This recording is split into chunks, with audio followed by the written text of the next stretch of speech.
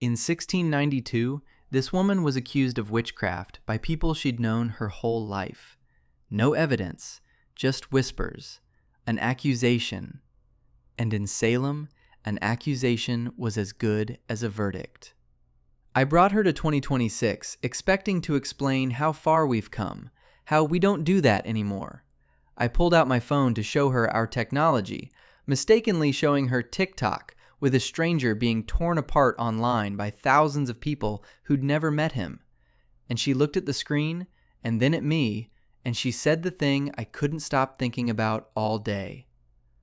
Oh, you still do it. You just don't need the rope anymore. I did not have a good answer for that. And by the end of the day, she'd shown me that the thing that nearly killed her in 1692 is not history at all. It's just wearing better clothes. Let's see what a woman who survived a witch hunt makes of ours. Quick introduction.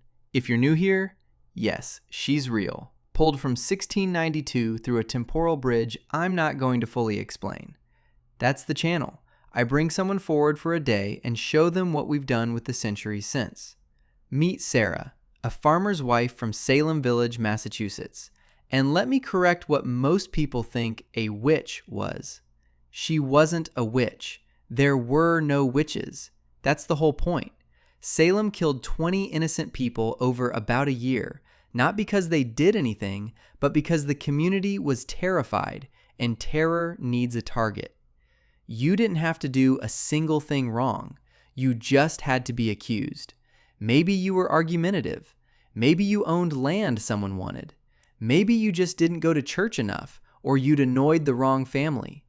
A girl points a finger, the room turns, and suddenly your neighbors, people you'd shared meals with, are swearing they saw your spirit fly through a window. And here's the part that haunted Sarah most. The fastest way to save yourself was to accuse someone else. So people did. Fear became a machine that fed on the innocent. She watched it swallow her whole town. So no, Sarah isn't a spooky cartoon. She's a woman who was nearly executed by her own neighbors over a rumor. And I brought her to 2026, a world I was sure had left all that behind. I showed Sarah how information moves now.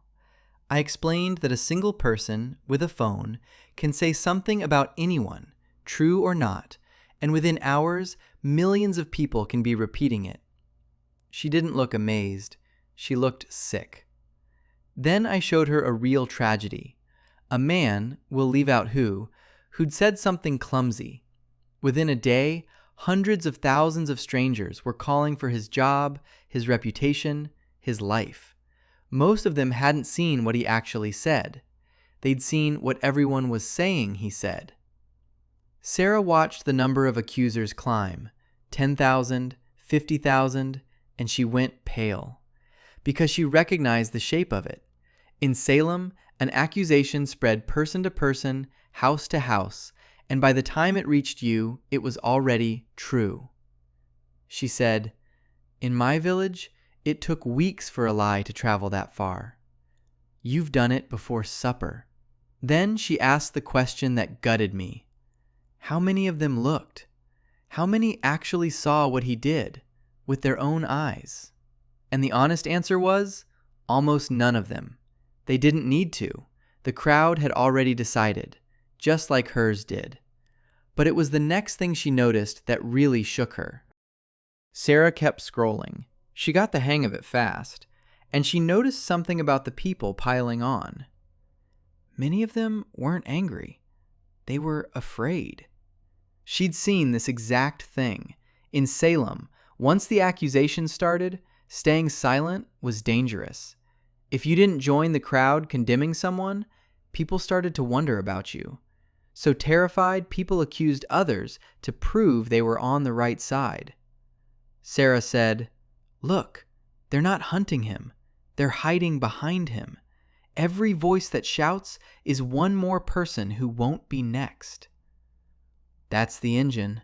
Salem didn't run on hate. It ran on fear of being the one left standing when the crowd turned around. And I realized she'd just described something I'd watched 100 times and never understood. The pylon isn't really about the person in the middle. It's everyone else, frantically proving they're not him. I asked her if anything about our version was different from hers. She thought about it for a long moment. And then she gave me the one piece of hope in the whole day.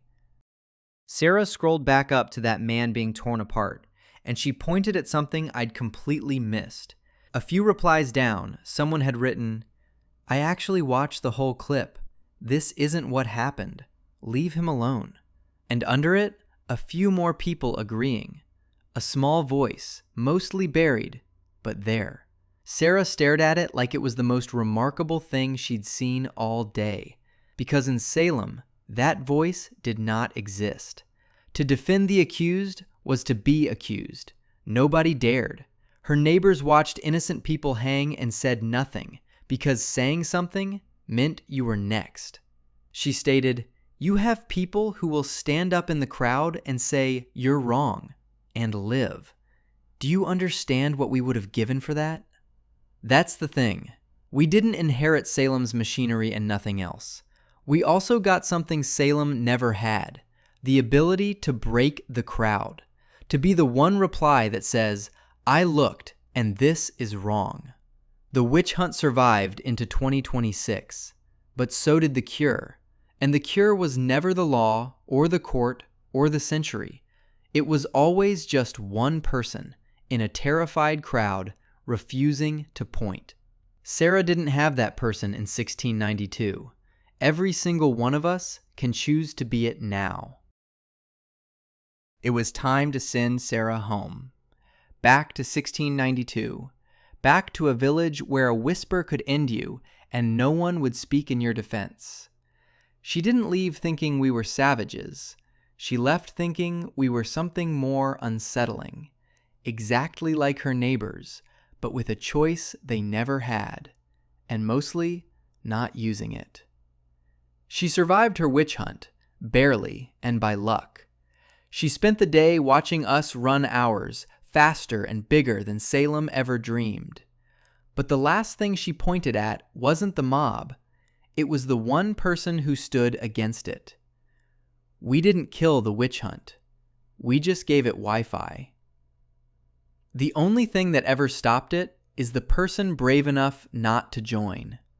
So next time you feel the crowd turning and everything in you wants to point so it isn't you, remember there's a woman from 1692 who would have given anything to see one person do the opposite. If this one got you thinking, hit like and subscribe. And maybe, next time, be the reply that looked. Let's see who I pull out of history next.